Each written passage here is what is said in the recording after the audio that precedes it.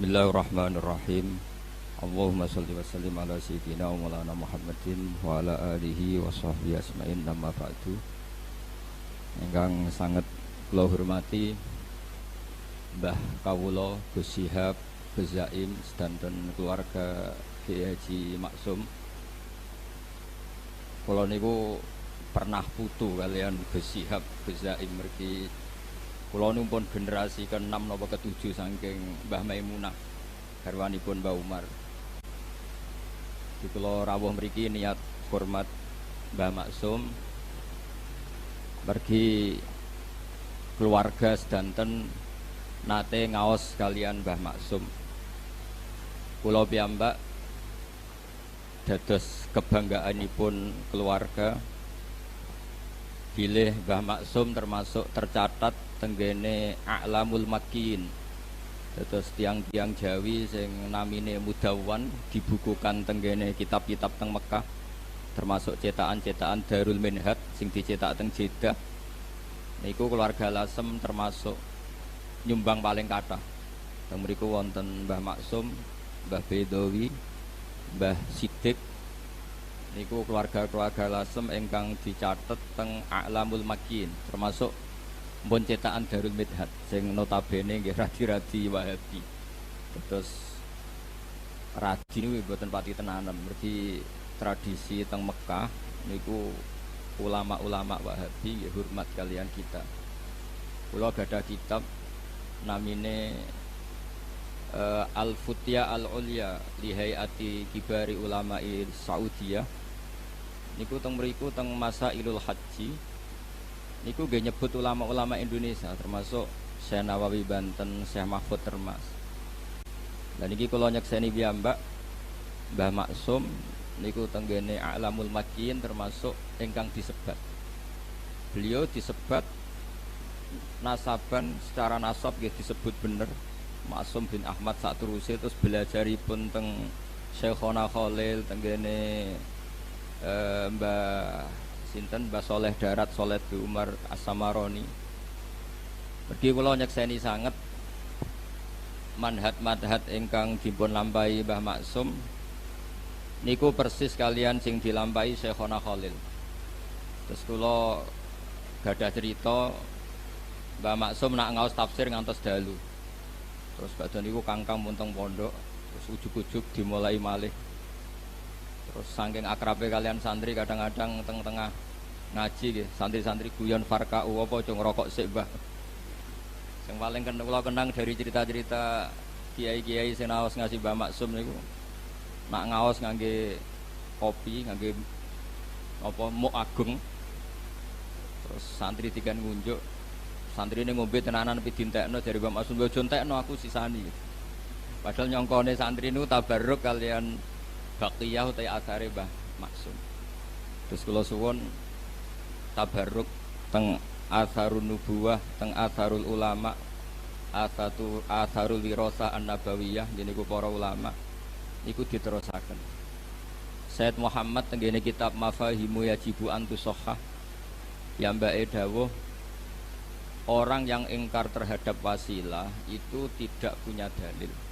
Karena ketika Allah ngersakno ada seorang raja niku innallaha qad ba'atsa lakum taluta malika.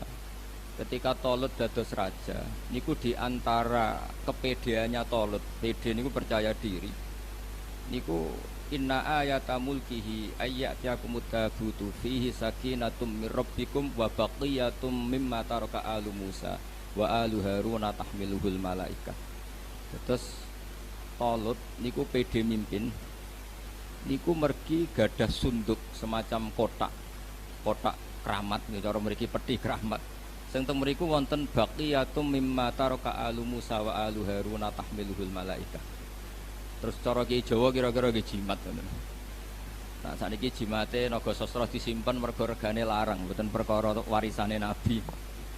Nah riyen niku Imam Ahmad bin Hambal niku nggih nyimpen rambutnya Rasulullah Shallallahu Alaihi Wasallam. Niku zaman fitnah mihnatil Quran. Ketika ulama-ulama dipeksa kendarani Quran niku makhluk, niku rambut niku diomba ngambung kalian Imam Ahmad bin Hambal. Khalid bin Walid niku ingin nyimpen sya'aratu Rasulullah sallallahu alaihi wasallam. Dan niku mutasil. Riyen wonten intelijen sing neliti Nabi Muhammad sallallahu alaihi wasallam, kekuatannya sampai mana. Pas intelijen saking negara musuh niku neliti, niku lapor tenggene rajane, kamu nggak akan mengalahkan Muhammad. Karena Muhammad, ya tentu nyebutnya Muhammad karena mereka orang kafir. Muhammad tidak pernah berludah kecuali sahabatnya berebut ludah itu, dan tidak pernah wudu kecuali kadu yaktatiluna ala wadu'i. Mereka hampir perang karena berebut sisa wudu. Wadu itu sisa wudunya Nabi. Dan ketika mereka Rasulullah cukur atau potong rambut, kadu yaktatilun, mereka hampir perang karena berebut sya'aratu Rasulillah sallallahu alaihi wasallam.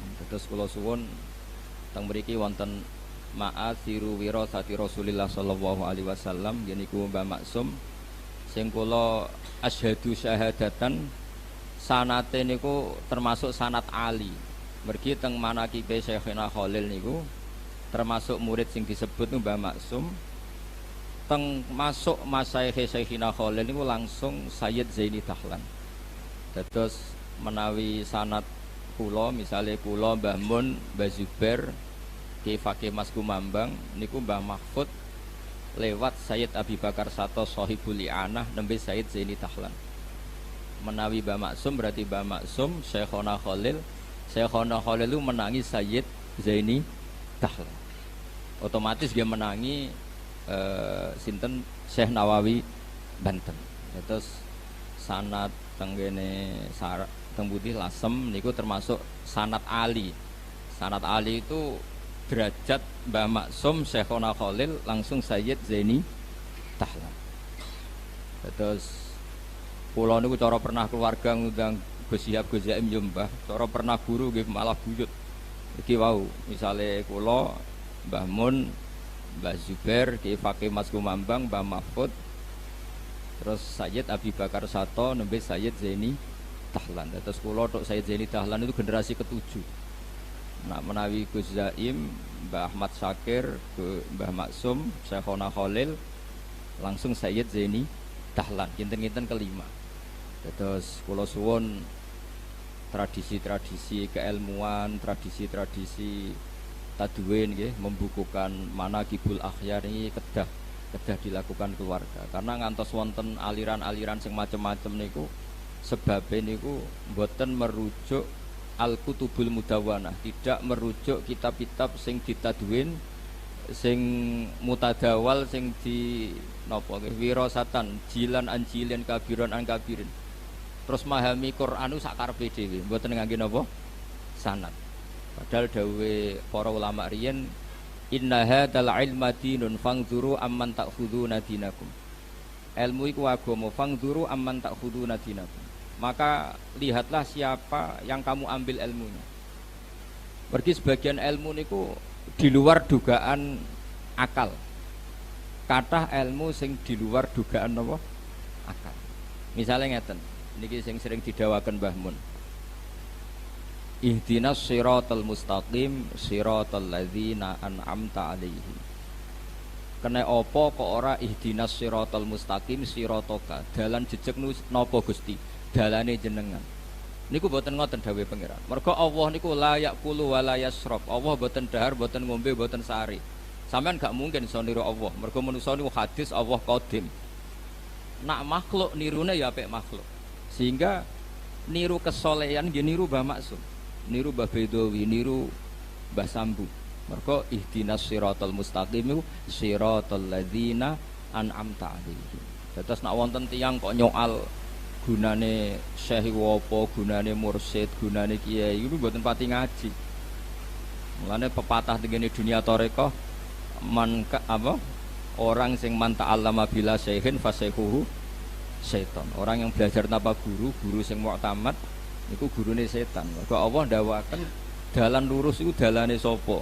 Ihdinas siratal mustaqim siratal ladzina an'amta 'alaihim. Terus selama orang itu manusia, maka dalam kebaikan itu pasti butuh master, butuh percontohan. Mergi nak mboten enten percontohan sing didawakan ulama, sing ditakwil kalian ulama, niku orang akan memahami secara salah. Kula memberi contoh secara gampang, niki sebagai fakhr kula, bangga kula teng Mbah Maksum. Rasulullah Shallallahu Alaihi Wasallam niku tofa rokiban, beliau tawaf itu rokiban sambil berkendara.